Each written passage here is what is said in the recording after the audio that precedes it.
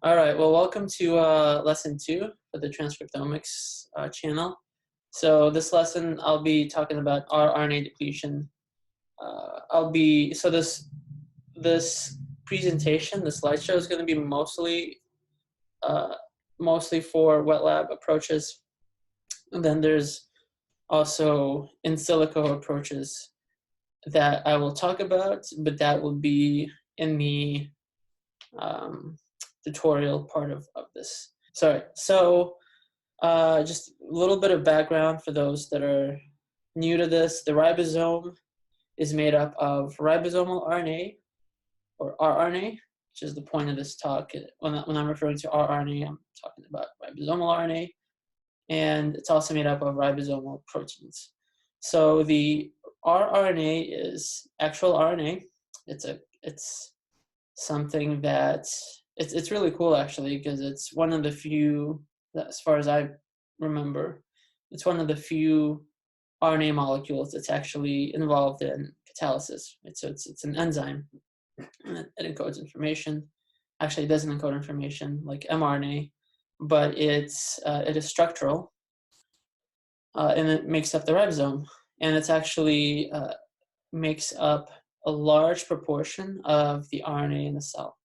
So if you are extracting RNA, total RNA, from a cell culture or bacteria or tissue, and you get total RNA, most of that RNA is going to be rRNA. So there's a slide right there. This is like a nice couple of bar plots demonstrating that in bacterial cultures of E. coli, and I forget what this one is, C. phytofermentans. It's a fermentation bug. I forget the genus name of it is, but if you extract RNA and you don't deplete, you're going to find that over 95% of the reads are actually from rRNA. And in human RNA, you have a similar kind of thing. So the issue is, if you're going to spend thousands of dollars doing transcriptomics, you don't want to waste that money on rRNA, because rRNA doesn't really tell you what the gene expression of the cell looks like.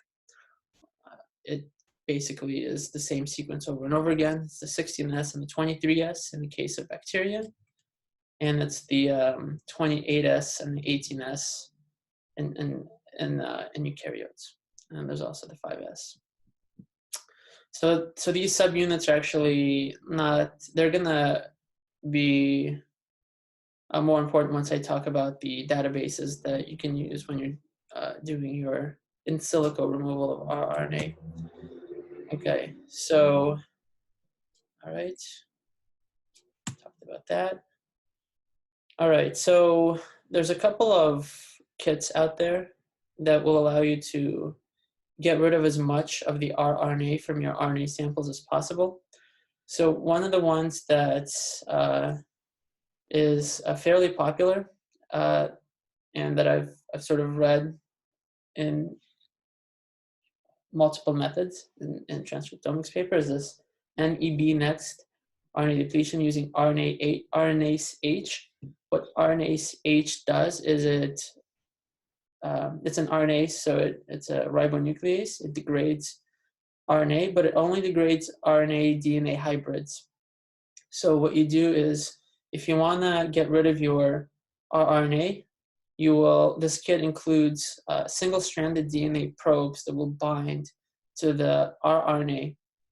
And then once they bind, you add this ribonuclease H, and that will selectively degrade the RNA that's bound to the DNA, right? So hopefully at the end, what you'll have is mostly bacterial mRNA and tRNA. So this is good for bacteria. If you are dealing with, I believe it's bacteria, might just be bacteria, and I think this is just bacteria, if I remember correctly. For eukaryotic RNA, there's another kit that uses magnetic beads. And the way this works is that you add nucleic acids into your sample. these are T's, the T, thymine. And I'm not really that well versed in eukaryotic transcriptomics, but I believe that eukaryotic transcripts are labeled with poly A tails. So addition of basically poly T's allows you to bind out, selectively bind the poly A containing RNA sequences. And then these oligo DT beads are then pulled down using particular magnetic rack, right? So you basically discard the supernatant, and the supernatant would be enriched in rRNA, because that's what is not going to bind the beads. So the pure poly A RNA should give you something that's mRNA enriched. Right? So that's, if you're interested in eukaryotic stuff, you look into that magnetic bead method. So with the, I talk a little bit later on about the Ribo0 kit, but as that was discontinued either last year or the year before, there was a couple of papers that came out, and I'm going to talk about two of them. And one of the papers that came out is sort of a DIY, is what they call it, the do-it-yourself method for depleting rRNA out of your samples. This came out of the Michael Laub lab. And they compare this DIY method to Ribo0, and it's, you know, the Ribo0 method was really good in depleting a lot of the RNA. And here they show that this do-it-yourself method depletes a lot of your RNA, 90% in E. coli. Actually, a little bit, looks like it's a little bit more than 90%. You know, you're still left with about 20% in this bug, and in Bacillus you're left with about less than 10%, which is still quite a bit of RNA, but it's you know, you remove quite a bit of it. So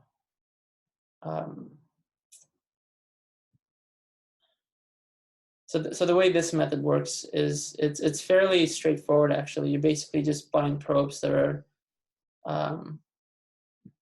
that bind the rRNA, and then you add streptavidin encoded magnetic beads, which then bind the probes, which are bound to the rRNA, and then you can separate out. I'm not exactly sure how they do this. I read this paper quite a while ago, but with the streptavidin encoded, I guess you could run it through a column, like an FPLC column, and then you could separate out the rRNA bound beads, which would bind to the column, and then the RNA, anything that's not bound to the beads, which would ideally be your mRNA, would then elute out, right? So that's one way of going about it.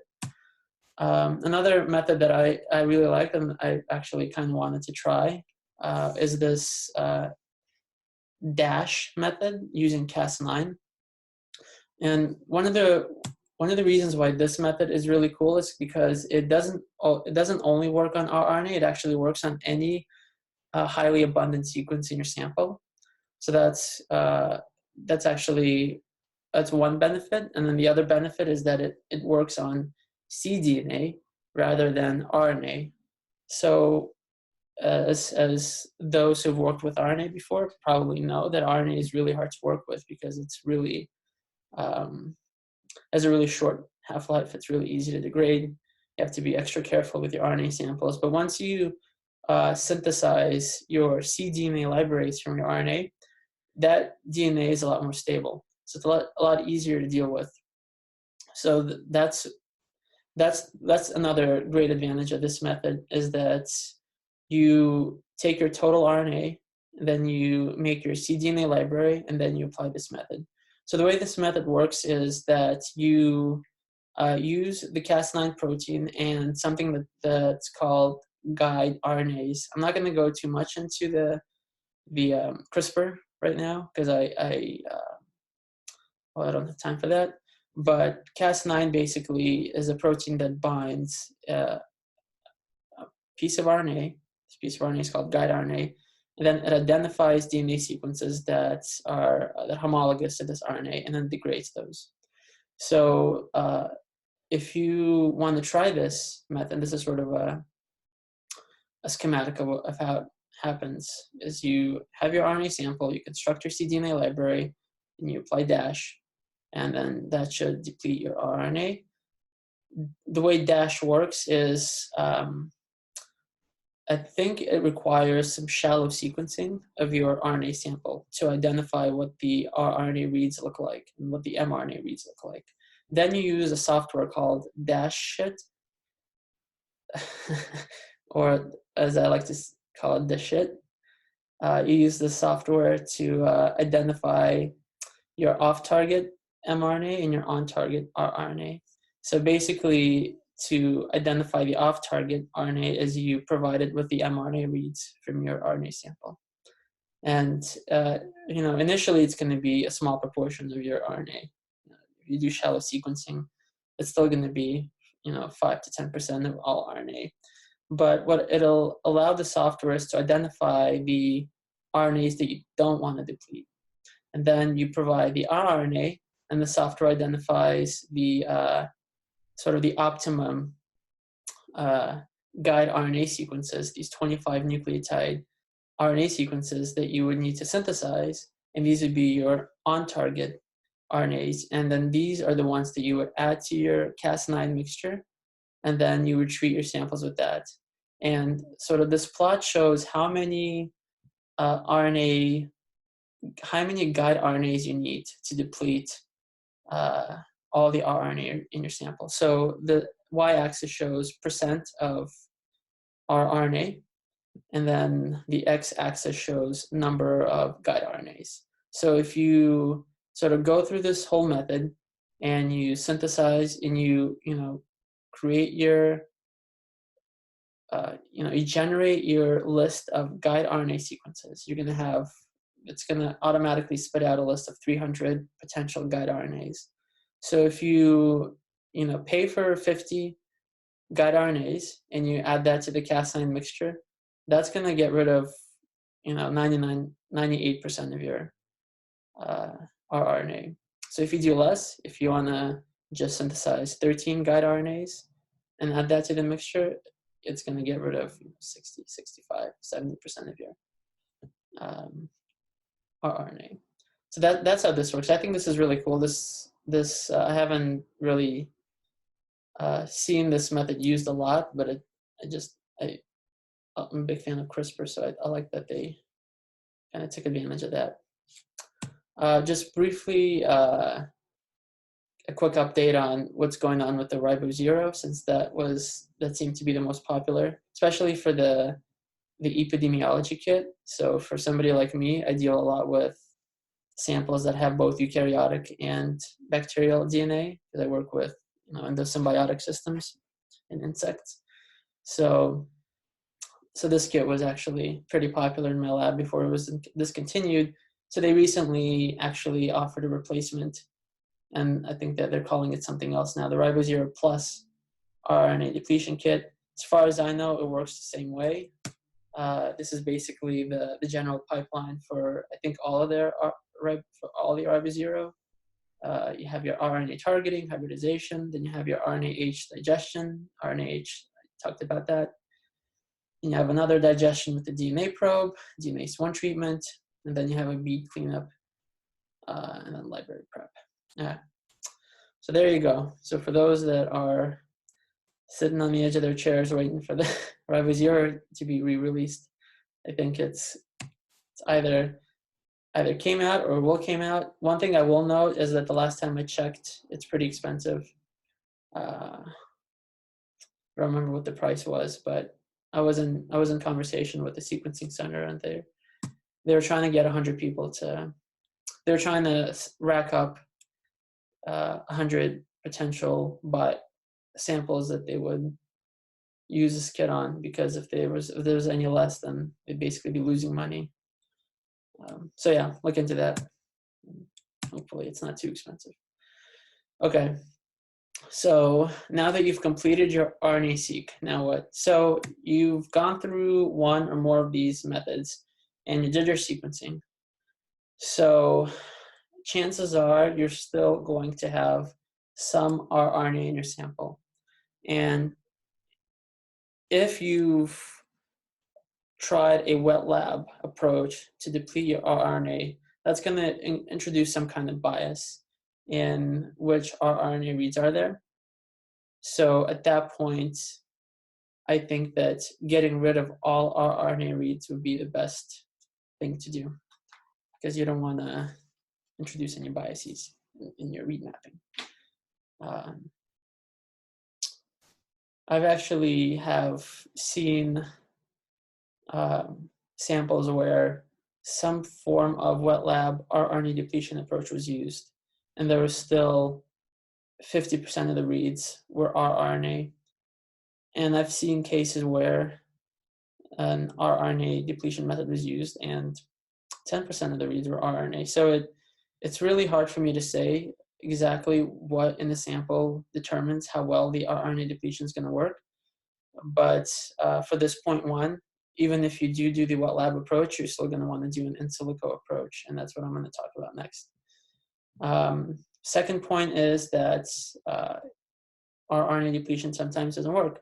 I've done a triplicate extraction before, and I've had 3 RNA samples, and on one of the samples I did the ribo0 and it just didn't work, and 95% of the RNA was rRNA.